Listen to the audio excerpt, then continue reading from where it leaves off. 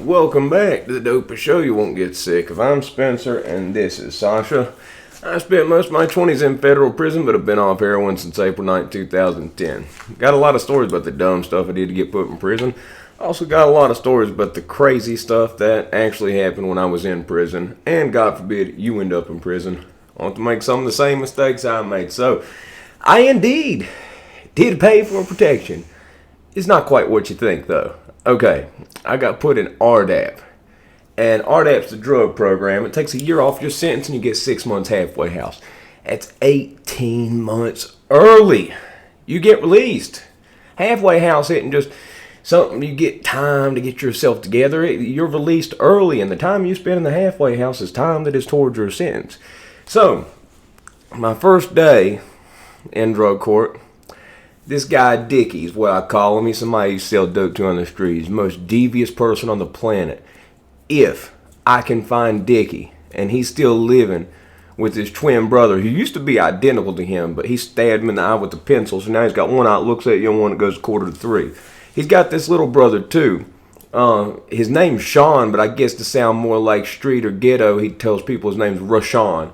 And I was asking him, I said, I want to say your name right, but I'm not quite sure what you're saying. So I got him to spell his name, and it was S-E-A-N. He calls himself Rashawn. But anyway, if I can find them, oh yeah, I'm going to get some cameras, do like, the High Times on Crack Street documentary on them. That's the real documentary with Mickey Ward's brother. You can look that up on YouTube. That's a funny documentary. But anyway, you have to sit in this group. You have to be dead silent. If you whisper one thing, they do what's called hold you accountable. And that means you got to go stand up, and there's a little mock trial, and you get these punishments. Punishments are writing a paper. Now, you don't just get to write a paper. I write 20 papers in 20 minutes, and they'd all sound better than most of the people in there. But you have to sit in a class for each paper, which is going to take up an hour of your time. They only do the class 2 days a week, so that's going to take up your visit should you get a visit that day. The other punishment is a timeout chair. You have to sit in a chair with the empty chair in front of you after the program's done while everybody else is watching TV having fun. No, that was hard for me. And my very first day sitting on a carpet doing the program, and they got speakers and a carpet. They try to make it a big production. Okay. Dickie whispers to me, and I basically tell him, man, shut up, program's going on. People would hold him accountable to get kicks, to get laughs, to get a laugh out of him, get a rise out of him. They'd even lie on him, hold him accountable for stuff he didn't do, because you're just supposed to get up there and take it. You're supposed to take it, eat a mouthful of you-know-what, because they're trying. They think that basically the reason that everybody has problems here, these addicts and these dealers, they don't take any responsibility for what they do. Well, a lot of us did. A lot of us did take responsibility for what we do and what we did. And we didn't have behavioral issues. We had addiction issues. And they did zero. They called them DTSs, the COs that ran it, drug treatment specialists. I don't know what type of 6-month certificate you have to do to get that. But, I mean, there was zero drug treatment going on. Okay? I'm just going to tell you my opinion on that. So my first day, he talks to me and I whisper to him. We both got held accountable. I had to sit in the timeout chairs for 2 hours. I was furious. There are 4 inmates that run the program. They try to act like, well, the inmates, you guys run it. It's your program. That's foolishness.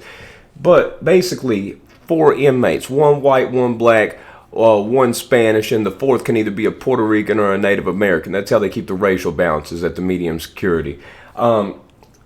They've already graduated the program, and it's a paid position. They get paid like $150 a month. That's good pay in prison to run this program. Now, that's the first part. That's the first part of how they're making a few dollars, okay? They're making $150 a month for doing that, but they're also making money for bribes.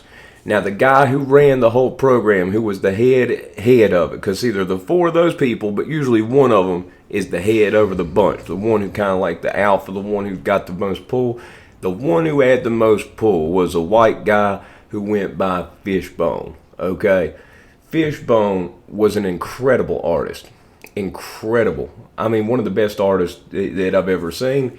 And, he could draw stuff, and he was a tattoo artist. First off, he's tattooing in a program where you're supposed to be following the rules down to a T. The inmates tell on each other. It's called holding accountable, and you're supposed to hold 3 people accountable a month. Tell on 3 people a month.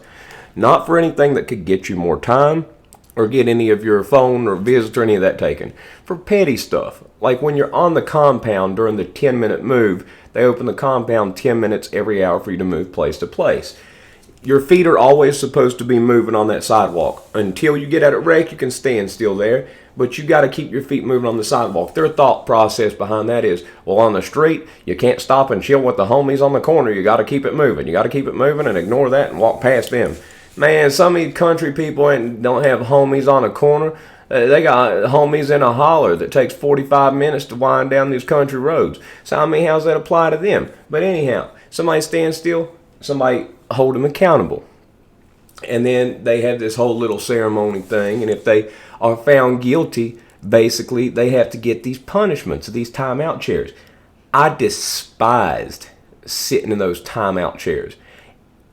It made me so furious sitting there, especially since I just told him to shut up. And there were a bunch of young guys that liked holding people accountable and get kicks out of it. And, oh, man. And, the one guy who liked holding people accountable, I'm going to tell you something. Captain Phillips with Tom Hanks. The Somali pirate guy who says, I am your captain now. He looked kind of jacked up, kind of had a funny shaped head. Okay, he looked just like him. And whenever that movie came out, Paul was his last name. That's what everybody calls you by your last name. People kicked on him, ripped on him, said, I am your captain now. Messed with him nonstop. I ended up becoming friends with him, after that, but I hated him at first because he held me accountable my first day. Out of the whole new group, I was the only person that got held accountable on that day. I didn't get held accountable for a long time after that, and I'm going to tell you something else. The next time I did get held accountable, the guy who held me accountable and the other guys, I put a bounty on the person that had held me accountable. They got them so many hours in the timeout chair. I gave them $1 for every hour they got them in the timeout chair. Oh, burnt him up. Yeah. And so these guys who were the gunners, they tell on everybody. I end up using them. And I made cheesecake every 3 weeks. I made good cheesecake because I didn't make it to sell. I didn't make it to make money. I made it to taste good. I made it to eat. And I give to these people that were the gunners that tell on people. They knew, you leave me alone. I'm going to stay quiet, out of the way. You're going to get your piece of cheesecake. So, I'm going to be quiet. I'm going to stay out of the way. But you make sure, no matter what, you don't do none of that on me. You don't do none of that telling stuff on, because I'm not sitting in that timeout chair. So, the only person out of the 4 people that ran it that didn't take money, that you couldn't bribe, is stern-faced Jack guy. Man, he was doing some funky stuff behind the scenes with this little fella who left a list of everybody he did stuff with. So that was kind of funny too, because there was a number of things that happened with that guy. But anyhow, Fishbone, I approached him. I found out something about him. He runs his pod. He runs it. Now, if he doesn't like you, I watched him destroy people. So many hours in that timeout chair, they literally had a mental breakdown. They'd get him up there. They'd rip him apart verbally. And he could do that to people. So I hated these timeout chairs so freaking bad. And there was something else that happened before this. Basically, they got caught. Some of the people that ran it, they call them senior peers, the ones that get paid that have already graduated. They got caught for taking bribes. Now, typically, if you're in a paid position of power in this drug program, you were caught taking bribes, wouldn't you guess they'd have took your position from you, took your $150 a month? You wouldn't have that? No, they didn't do that. They had the number of punishments they had to do. One of his punishments was make a poster. And they'd hang these posters on the wall. There were some funny posters different times. There was one time this guy had a problem with his roommate. I guess he had a wiping problem, and he left a little doo-doo on the toilet. Well, his roommate told on him, and he had to make a poster about how to wipe your butt properly. And they had that on the wall. That was funny. And he made a funny poster about it. He took it kind of lightheartedly. But Fishbone, he had to make a poster of before how he was and after how he was, and it had the cars, drugs, and money, and then what he wanted after. It was this incredible poster. Oh my Lord! Like this could have been something you sold. Like it was like a piece of art. But since he got caught taking bribes, I was a little hesitant to approach him because, I mean, shoot, he might be trying to, stay with this thing. Don't lose his year he got off of the drug program. But I had something unique. I had something going into prison that very few people had. And I didn't even know that I had something special because it was something that I'd taken for the last 2 years. It was a medication. There are 2 medications that were abused in prison. One of them was gabapentin, Neurontin, okay? I still take that when I wake up in the night. I don't take it during the day. It makes me stupid if I take it during the day, but it helps me fall back asleep. I get these crazy, nightmares in it. I split it into pieces, and I take a little piece of one. It puts me back to sleep. Helps relax my mind so I fall back to sleep. Take it during the day, it makes me stupid. That wasn't what he wanted. The other one he took was Wellbutrin. It's an antidepressant. Sasha's out. Go on, girl. Go on. And anyway, Wellbutrin, I had no clue. No clue. But apparently, when people abuse Wellbutrin, it makes them feel jacked up. Like, it's like, whoop, like you're up and moving, like you're up and rolling. I had never done that. I'd heard a couple people say something about it, but yeah, I got Wellbutrin a couple times a day. And that was something that he liked. Not only did he like it, he loved it. Not only did he love it, all that money he made from his job, all that money he made from his bribes, all that money he made on everything, he liked to put into Wellbutrin, okay? I didn't take it, so it wasn't a big deal for me. I wasn't hurting for money. See, I have this house. It's not a big house. It's a piece of trash, to be honest with you. People rent it when I was in prison, but I did collect the rent. The house is fully paid for. And that money allowed me to live comfortably with commissary and everything else. So, I didn't hurt for money, is my point. So I don't need to sell these, to get by. So I approach him, and I'm nervous. I'm a little nervous. We didn't talk all that much. I stayed really to myself in this place. After I ended up making friends with people and seeing, they're all right, and everything else. Yeah, I was right in there with them. Most times stayed in the TV room. There was a white TV room. There was a black TV room. The Spanish guys just had the Spanish TV. But TV room sat in there. There's actually some incidents in that TV room, some stories. But for the first part I was in there, I just was really quiet, minding my business. I hated those timeout chairs. So anyway, I go to him with this deal. And I tell him, I don't take these, man. I heard you might like them. He said, oh, yeah. He said, definitely. He says, and I said, but I need a couple things. He's like, what's that? He's going to do it either way. But I said, listen, that whole, they call them a booth. B-O-O-T-H, a booth. You sit in a chair with a notebook, and people watching TV, doing whatever they're doing, if somebody decides to sit down in front of you, you have to write down what they say. One of the senior peers has to sign it off, start it. One has to sign it off, end it. Then there's another guy who signs. There's like 4 signatures. It's hard to circumvent this process. I said, okay, basically what I want from you, I said, I'm not going to cause problems. I'm going to be quiet. I said, I'm not somebody who doesn't know how to act right. But if I get held accountable, they'd make you go up on the microphone in front of everybody. I said, and they'd only do about half of them. I said, it's your job to make sure I don't have to go up there in front of everybody. That's number 1. Number 2, the punishments. I need you to sign whatever papers it is, so I don't have to do those punishments. I said, number 3, if I have an issue with somebody, blonde, with this, that, you make sure they get lit up. I said, because I'm not doing this. And the telling on 3 people a month, people would make agreements, like if there wasn't a witness, they dismiss it. It's a crazy, stupid situation. But basically, I don't want to do that. Basically, I'm going to sit here and be quiet. But all this foolishness, I don't want to have to do none of it. He said, yeah, shoot, I can do that.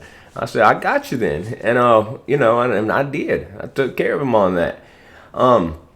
It was a weird situation, but and it sounds small, it sounds petty, it sounds insignificant. People in this program, if you went in there and said, "No, y'all ain't gonna hold me accountable," the one guy talked about the DMI force went in and talked to the room of people, which were the super telling on people, like it was a group of them, positive peers or something, what they called it. It's like they sat at the back of the room, they held everybody accountable. Just, oh man, it was super, and they claim they're gangster, but I mean, they're doing this program and telling on everybody every which way they can. I mean, get out of here with that stuff. He went in there and told them, listen, y'all do this, I ain't gonna do it. You tell me, I'm gonna whoop you. They told on him the next day. He was my roommate. I wrote the paper for him. That was something funny too in itself. But you know, he had to deal with this stuff too, because you tell these people you ain't gonna tell me, they tell on you for that. It was that bad. And if there was something about you, you weren't likable, you gave too much of a reaction, like Dickie, he'd get up there, they'd tell him for stuff he didn't do, and when he had to get up there, they want you to just accept the punishment and shut up. He was, I never did that. They're lying. Blah, blah, blah. And everybody'd laugh, and he'd get a bunch of punishments. That's another person. And if you pissed off the top people in it, and he ran this program. That's what it was. Okay? They would make your life miserable. You were going to have to spend 2 to 4 hours a day sitting in a chair with the empty chair in front of you every day for as long as they decided to do it. There were people that had to do it, and people would have mental breakdowns out of frustration at this BS of what was being directed at them. It got that crazy. And Fishbone was the one who ran it, who ran everything, who ran it. It was him. He ran everything. Okay. And yeah, he got the most money there, made the most money there. He ran it. And if he had a problem with you, he's going to make you mentally suffer, and physically you're just going to have to sit in that chair and do the timeout chairs and deal with all that. So yeah, it was an unusual situation. It was an unusual thing. And I never would have guessed Wellbutrin, antidepressant, which I quit taking. It just gave me like anxiety. Even if I took it, I started noticing if I actually took it and I went to go to bed because pill line was early in the morning for a couple hours, I couldn't go back to sleep. Once I took that, it was over. I was awake. So yeah, and I don't take that anymore today. I quit that. It made me anxious. But that medication, who would have figured? You know what I mean? I took medications as I was prescribed, as I was supposed to take them. And then turned out they ended up being something that could benefit me when I was in there. Some wild stuff happened over those medications. They don't sound like much, but there's some serious violence and some serious craziness that happened over this stuff. So it was something. But anyway, that's about it for this one. If you liked it, press the like button. If not, that's 17 minutes and 28 seconds of your life, and which you'll never get back. But I really do hope you did. Been a little bit tired. Stayed up doing them lives with them. Been wearing me out. I've had this terrible pain. It's been crippling the last couple days. I don't know what's wrong with me, but I'm sure it'll pass like anything else. Rub some dirt on it. I mean, that's just how I do. So, but anyway, that's it.